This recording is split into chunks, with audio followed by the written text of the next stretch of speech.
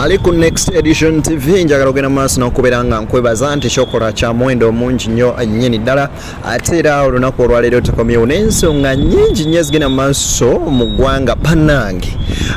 Mubadde mukimanyi nti eyagamba ayagala atunulekoko mu kabuli ya Ssegirinya Honorable waffe omulungi yagenze mu maaso n'okusiibulwa mu ddwaliro ng'akomyewo wiiki eno mu Uganda kakati ali mukomera enseno nzibu. By the way, Gwanda batoyagalizanga munno kibi kubanga oba oliawo enkya kisobola naawe ogenda maaso n'okutuukako. Ensonga nyingi by the way zigenda maaso mu ggwanga zetugenda okummulula. Liri Puzzle naye tulaba atabuse ne Irene Ntale simanyi ebyo byabwe waawe bituuse jjo yatulaze nti agenda mugulira emmotoka ku Success Motors naye stanti ezifaanana bwe zityo tuzze tuziraba naye tetumanyi laavu eno wagegenda bakomya oba enkudi yavuddemuko sente yakagula eyiye kati yakoze eki n'omukyala agenda mugulira. So n'ebirala bingi byetugenda ogenda maaso n'okubeera nga twogerako. Nzeddini ogenda maaso n'okubeera nga ate nkutuusaako bulungi sekano lya extra waneno ku Next Edition TV n'omusajja mukulu amanyikiddwa nga Meya Kasirye Frank. Mbalamusizaako mwena abataba ku Next Edition TV n'embeebaza gyonna gye mutuusizaako engalo mwenna mu bitundu by'eggwanga eby'enjawulo. Mubale kutwagala binakuddamu n'onkyaza. Omanyi tubadde tubulanganyeko akabanga. Ebbanga naye nga bw'obimanyi kasa tubanga tuli balamu. Alhamdulillah. Okyogamba nyiridde? Ndabye wanyiridde naye machine zindabye waleese empya. Allah Katonda ebyo byagenda maaso n'okubeera nga akola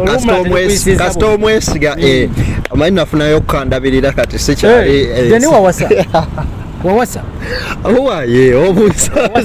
obuuza ki kuliko okuyingira ebizibu awasa biba bizibu byerere emitawaana myerere gitya leka naawe bye mututiisa kumbe mwe muwoomerwa musuwa mu nkofumbo tobunyongera anyway Kasirye bingi ebigenda maaso n'okubeera nga bitambula. Tusookere ku Sheikh Umar owe nansana ku masitoowa alombeddwa Ssegirinya gwe yatwalira omulambo gw'omwana ng'agamba akwata yazaala mu mulwadde we n'agaana okulabirira omwana n'afa n'amuleetera omulala n'agamba nonkole ekintu kino Ssegirinya osaana kufa. Okusookera ddala emboozi eno ndowooza abasinga bagirabidde ku nze ku mukutu gwadde gwa TikTok ogwa Meya ku TikTok bagirabidde ku nze ngenza okuba nga abantu bonna bagibuukidde. Ensonga eyo nagifunye yesterday ssaawa zabaddemu ssaawa ndowooza nga 5 ogw'ekiro ne mbaako kigatto wange ate nga mmanyi nti ddala ono ye kasita gajja gaba matuufu. Kigatto wange naŋŋamba nti Ssekawumala ali mu kkomera naye abaamukwata basooka ne baziyiza obutagezaako kumulaga eri public wadde mawulire kuba nti ne kumukwata bamukwata ssaawa 3 za kiro nga bamuyise nansana we baamukwatira. Bwe bamukwata ne bamwambaza akakofiira ka topi ne bamugamba tetwagala wadde kuba kifaananyi wadde neki ate naawe tetukwagala wadde mawulire wadde n'akamu. Ssekawumalu eyagenda yeetambuza nga tamanyi nsonga emuyisiza ku polisi abanga ebusonga butonotono olwatuuka bamuteeka ku mpingu ng'olwo bamulanga ki empulira mbu ne bamuvuga ekiro ekyo mpaka kigo mukomera nga nsonga ki era wenjogera bino Ssekawumalu ali mugundi mu uniform etali ya yellow ali muzine zino capital offense zo je misango eminene manyi sitagera nnyo yes ali mugine misango eminene. Ssekawumalu gwatugoberera ayinza okubanga atwogera ku Ssekawumalu n'ogandi Ssekawumalu yani Ssekawumalu ye musajja eyeyitanga Ssekawumalu obulombi wa dduwa enansana ku masitoowa yegulira nnyo erinnya mu kweranga ku TV ne ku radio ng'agamba nti ye agaba obugagga agaba emikisa n'ensonga ezeefaananyiza bwe zityo era abamujjukira yatambulanga n'obw'enkumi 55 yabitanga bisagazi nga bwabeera ku mikolo amansa bumansa ku mirembe giri egy'abasipapa badonna sabani nga sipapa naye gundi oyo nga Seka Umar nga naye musajja wattutumu nnyo yakola erinnya lyali ly'amaanyi nnyo abamujjukira ku TV ez'enjawulo gize sijja kumenyera n'ebirala bwe bityo. Seka Umar abadde omugabo gwa socialite ab'amaanyi ate nga baseeka nga bwe beeyita azza wakanyizibwa bannaddiini baagi naddala baseeka banne nga bagamba nti si mutuufu mufere ne byakola era abantu bangi azza avuunuka ebimu n'emisango egimu gy'abadde azaavuunuka gibadde mingi. Seka Umar gwe twogerako. Seka Umar ono ku mulundi guno saaga tugenda eri mabegakaawo waliwo ebyatambula nga Seka Umar nga ayogera ku Ssegirinya Muhammad Ssegirinya nebaza karondo za Muhammad Ssegirinya bwemba serabidde ateekeddwa okuba nga muggwanga yayingiddemu yesterday nga ava Mwagakan ateekeddwa nga yayingiddemu mu ggwanga Uganda mwali naye pointi yange eri wano Seka Umar yayogera ebigambo ebyali bikankana ku Muhammad Ssegirinya. Ebimu ku byo Seka Umar yayungula n'ezziga abajjukira obutambi ng'agamba asaba Allah ow'ekitiibwa amutunuzeeko mu ntaana ya Honorable Muhammad Ssegirinya mu kaseera ng'ensi yonna eri mu quick recovery. Honorable omanyi nyina kyenjagala okutegeeza bannayuganda munnabyabufuzi alondebwa abantu buli lwolumbanga munnabyabufuzi even if gw'olowooza okuba nti abantu tebamwagala waliyo akabondo k'abo abamulonda era abamutuusawo waali kitegeeza oba tokosa Honorable yekka wabula oba okosa n'abantu bakiikirira ne byandibadde atuusaako delivery. Muhammad Ssegirinya ng'agenda mu maaso n'okujjanjabwa n'obulwadde ne bumuluma ebifaananyi ne bitraininga ku social media ebyesitaza. People were like naye kyekiruma Muhammad Ssegirinya Honorable waffe ekyo olwo naawe ojjamu okwebuuza ekibuuzo naye twatandika obyebuuza oba akasajja ddala ke kamuliko Seka Umar ya mulimu kubanga Seka Umar yakola statement negamba nti bw'atalijja kunneetondera mbalayirira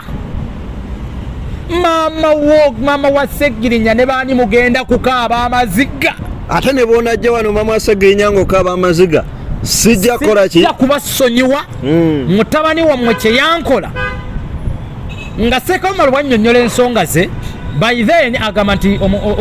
obwavu bwe n'okusiraana ebimu ebyeyaliko byakozingibwa Ssegirinya nti yamusuulira omulambo gw'omwana ewuwe. By then Ssegirinya ali kansala bakansala omukyala yagenda n'amuloopera ensonga ze nga kansala nti okusa ku Ssegirinya ne bagezaako okutuukirira Umaru nga tarespondinga in a positive way nga kwegamba ekyasalibwawo ndowooza ngaera bannabyabufuzi abo bamanyi ne basalawo bakole ekyo ekyangungu ekintu ndowooza ekyakosa omwami ono Seka Umar wabula Seka Umar wetukiddwa ennaku olwayo bino byonna nga bigenda mu maaso abadde mu kkomera nakati akyali mu kkomera omwezi mulamba n'ennaku endala ali mu kkomera. Olwaleero nyina omulala gwenjogedde naye ow'oku Lusegere n'agamba atya era yaleese amawulire ago tulyoke tugafune ffe abamu abangungu. Seka Umar ensonga naye azoogera azitankana wabula bw'aba anyumya tamalaayo mboozi n'atulika n'akaaba kikuddiremu. Seka Umar abasobodde okumutuukako olunaku lwajjo anyumya ebigambo 10 n'okwata mu 5 ebitaano tobiwulira kubanga abyogerera mu maziga akaaba akola statement egamba lwaki nze tetunatoka ku kinyusi lwaki yakwatiddwa anti awo wembadde njagala okubuuliza nti yazizza gwaki omusango ogwo ogwakwasiza Seka Umar. Amawulire genfuna era mu kitundu kyaffe ekira ekijja okuddako mu maaso awo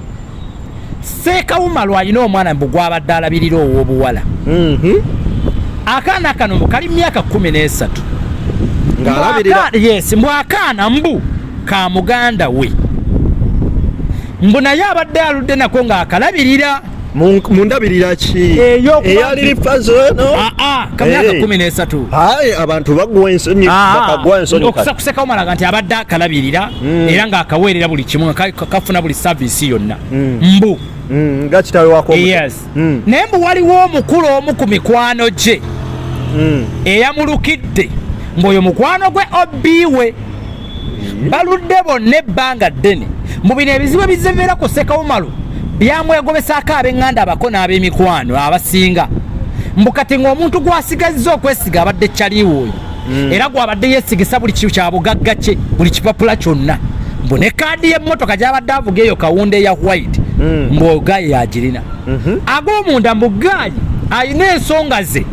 mbu ayagala kutwala maali ya Seeka gempulira mbu ayagala kutwala maali yaki yaseeka atwale maali asooka kusa anti olina okusooka ate olina otekawo embeera gempulira mbu kaakati nti yayunga yanoonya engeri gye yeetolamu Ssekawumalu netolayo kale y'okugattaka n'akaana bakabuzeewo kubanga bakizoa nti banaagamba defilement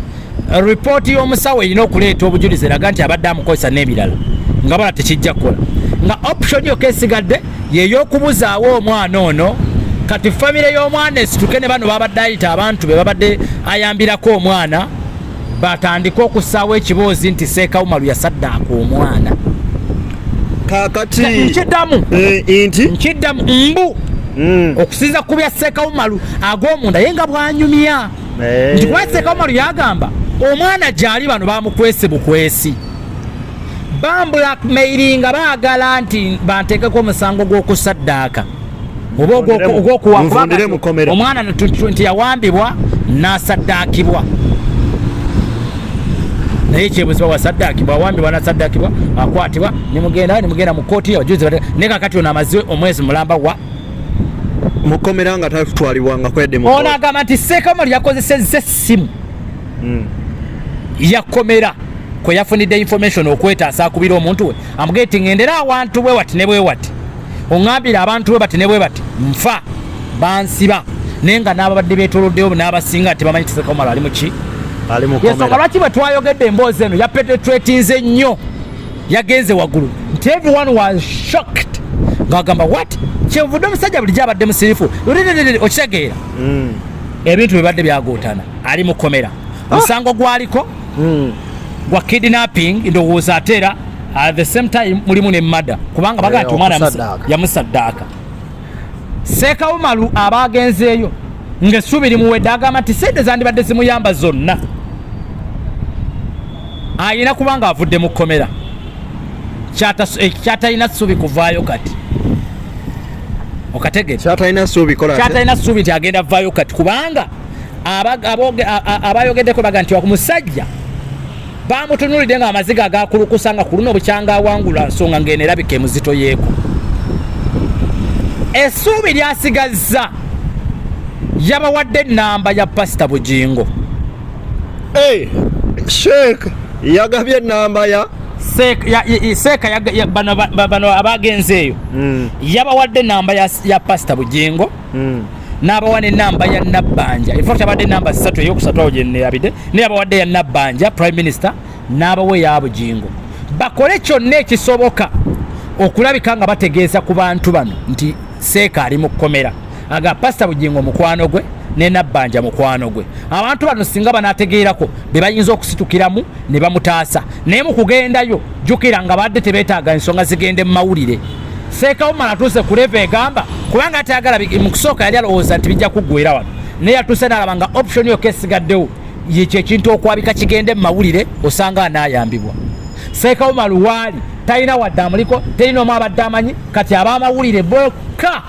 basigadde okutunuulira bamusobola okumuvuunula mu nsonga eno gy'alimu naye gy'agamba nti tagimanyiiko bano baamugassegase n'ensonga zaabwe naye nga ye kyasinza okwesigamako waliwo bulooka bulooka waawo mu nansana bulooka wa mataka ayinamu ne ku busente awo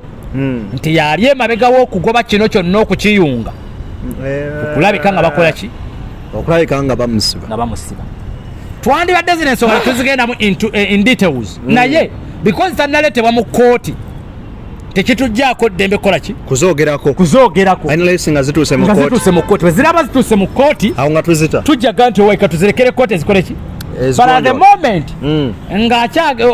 akyali eri nga tanaba kuleetebwa mu kooti we shall discuss about them. We are still investigating. We are still making a lot of research about him. Ne side zombiriri tulabe Sheikh Umar kigwa kitya naye kibadde ku social media video bwe bagirabye kati lindo omuliro bavumye buli muntu agamba kakibugwanidde ekiri social media ndoza Sheikh Umar okuvuma okugira bannaye ndoza kambabulire bannaye ne bwobanga onyiize ne waliwo naddala ku mulembe guno gwe tulimu ogwa.com era tulina be tulina okwegendereza in life you like it or not mu mulembe guno gwe tulimu ogwa.com era tomala gavaayo kulaga bukyayi buyitiridde eri omuntu because olwaleero tomanyi nkyalo lunaabeera olwaleero nakugambye nti tuli Muhammad Ssegirinya yayina akabondo k'abantu abali bamukkiririzaamu Speed Muhammad Ssegirinya kwe yali addukiramu wano mu Kampala yeeraliikiriza ne bannabyabufuzi abalala bayitirivu nnyo n'abeera famous across the world across the country kugamba naba ku mbeera y'okuba yakabwempe nadda ku national level nabya ku international level ebitundu ebirala bagamba Ssegirinya lwaki tajjaako ewaffe lwaki tajjaako ewaffe kaakati mu mbeera eyo nga bwe nkugambye oyagaba taata mu mbeera eyo nga bwe nkugambye gwe munnayuganda agenda mu maaso n'okuba ng'ongoberera byonna bwe bizze bibeerawo bwe bizze bitambula bwe bizze bifuuka ensonga abantu batandise okukisaawo nti naye okalya ddaka ddadda nti olwaleero omukulu ayinza okuba naye ali mu kusasula mu kyeyakola kyeyakola otegedde ensonga eyo essaawa zino naye ategedde oba nga ali mu kusasula kyeyakola ki weyagaliza mukatita olutani webituuse agenda maaso n'okubeera ng'otugoberera mukutu gwa Next Edition TV nze Deni agenda maaso n'okubeera nga nkuweereza kwoteeka muganda wange amanyikirwa nga Studio Frank MC Mayor